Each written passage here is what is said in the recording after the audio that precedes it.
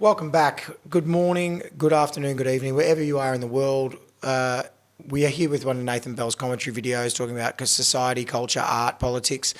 Today, after you've liked, subscribed, and shared, Nate's going to tell you all about gaming. Yeah, well, I do really like gaming. And the thing is, I haven't played video games in about 10 years. And that's not because I don't like video games. That's because I've been very stuck in for the last 10 years. I don't watch any entertainment content. I don't really listen to any music anymore. I haven't listened to any music in quite some time. I listen to my own music, but I don't listen to other people's music. I don't watch any movies anymore. I don't play any video games anymore. I'm very stuck in reading science articles on the internet and reading politics and news, and that's how I've been for about 10 years now. I've just been reading science and news all the time and not engaging in any entertainment content, and that's done me well. But that's not to say that I don't like gaming. I do really like gaming, and a lot of people think, and I just want to say I'm very grateful to live in this technological age where we have things like video games, and the same applies to like recorded music and movies and cinema. Because we only had to live, 300, 400 years ago, and we didn't have any of those things. We didn't have the music business pumping out all this great entertainment music that we can listen to. We didn't have the cinema business pumping out all these great, exciting, high definition movies that we can watch and enjoy. And we didn't have video games. We couldn't play video games. So I realized a few years ago, I am really grateful to live in this technological era where we have access to all this great entertainment content, because I really value entertainment content. It makes life better. It makes life more enjoyable. So I think it's great that we live in this era where we have access to all this great technological stuff so that we can enjoy all of these things. But a lot of people think that video games are really bad, especially the older generation think that video games distract children from learning, and are poor and distract them from important priorities such as knowledge and science and understanding the world. And I agree with that. If you're investing all your time in playing video games, you're probably not going to be the most switched on person. You're probably not going to have the strongest worldview or understand how the world works, and it may affect your decision making so that you make poor decisions because you're too caught up in the fantasy of the video games. But regardless, many games can be highly educational and can get you thinking and can make you think better, and can help you improve your thinking. And there are many good educational games, and not just like games that you get that are like puzzle games where it's intentionally set up to improve your mental capacity. But like the games I really like to play is like Age of Empires and Command and Conquer. Those games where you have to organize and control a whole dynasty. In Age of Empires, you have to select what units you're going to build, what tanks, what weapons you're going to build, so that you can strategically plan to defeat the foreign enemy.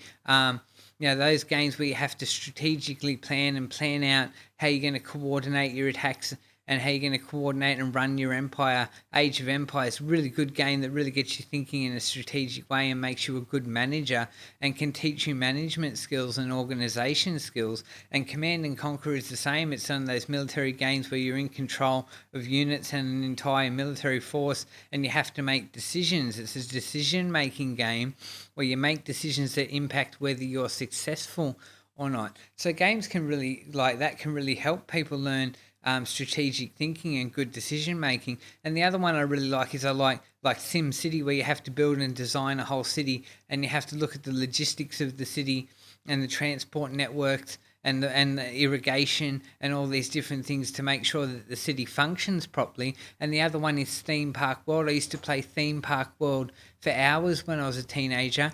You'd have to build a theme park, and if you didn't run your theme park at a good profit, your theme park would go broke. And you could even do things as much as like these little capitalist tricks where you could set different how much ice was in the drink. So if someone's buying a cola at your theme park, you'd set it so it was 70% ice, so you'd be making more profit on the glass of cola because it's mostly ice rather than cola. So little scummy capitalist tricks like that to squeeze profit out of your theme park. So that really gets you thinking in a business mind, that Theme Park World. It was a really business orientated game that got you making business decisions and thinking about how to make profit and how to run a successful business. So, games like that can really get you thinking in a good way that will lead to a successful life, and they can be really conducive to making good decisions. But what I really like more than video games, there are so many good video games, but what I really like is the old fashioned Dungeons and Dragons, such an imaginative game, good for the imagination. Because if you know how old fashioned Dungeons and Dragons works, you've got books that have descriptions of player attributes, and you have a character sheet, and you roll dice to determine the attributes of your character and how many points they have in each attribute: charisma, strength, dexterity and stuff. And throughout the course of the game, you win extra points, and that's like your character is learning and evolving through experience to become a stronger character. So you add attribute points to different aspects of your character's attributes. And that's really interesting. But the whole game takes place in your imagination, and it's just a bunch of guys sitting at a table, and there's no figurines, there's no images or nothing. You've just got to imagine it all, and you role play and you talk to each other. So if you're a theatre person, playing Dungeons and Dragons is really good training for theatre, because some guys get really into it and they'll like fully act out the characters and stuff at the table, and they're just sitting at the kitchen table, and it's really good training for like theatrical performances, and it's also good for exercising your imagination. I'm big on exercising a strong imagination, so I really like Dungeons and Dragons.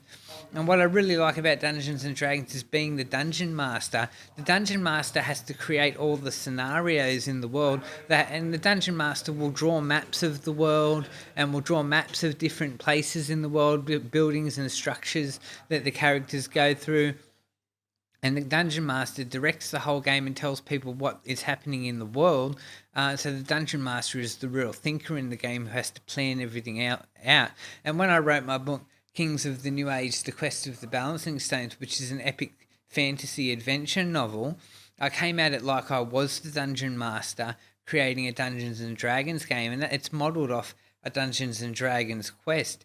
And with my mentor Robert Burley, who's now passed on, we drew maps of the different locations in the story, and we drew maps and detailed where all the different characters went. It was very much like a Dungeons and Dragons planning exercise. So if you want to write a fantasy novel, or really any type of novel where you want to have a good structured plot, I recommend role playing like you would in Dungeons and Dragons. Role play your book, get some mates around, get your plan. You're the dungeon master, get your plan for what happens in the book, and get you and your mates to role play your book out, because it will give you a better scope on the elements and aspects of and the subtleties of your story, and it will help you plan your story out.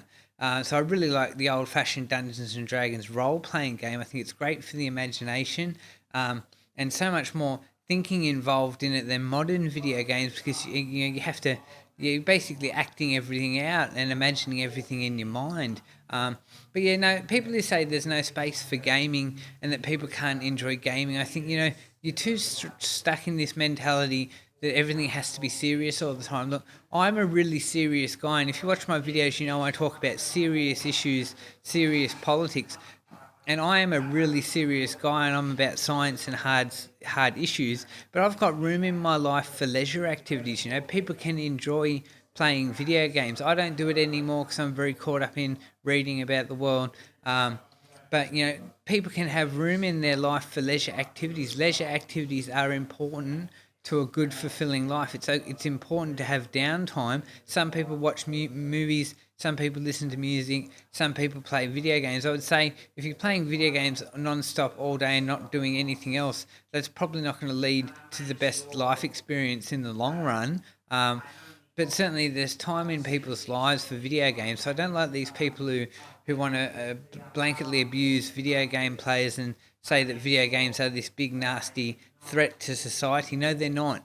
We can play games, and there's no difference in my mind between investing 12 hours in playing a video game and investing 12 hours in playing a game of chess. It's exactly the same thing. And chess makes you think, and there are many video games that make you think as well. So if you're going to play chess, you can play a video game. There's no difference. Playing games is playing games.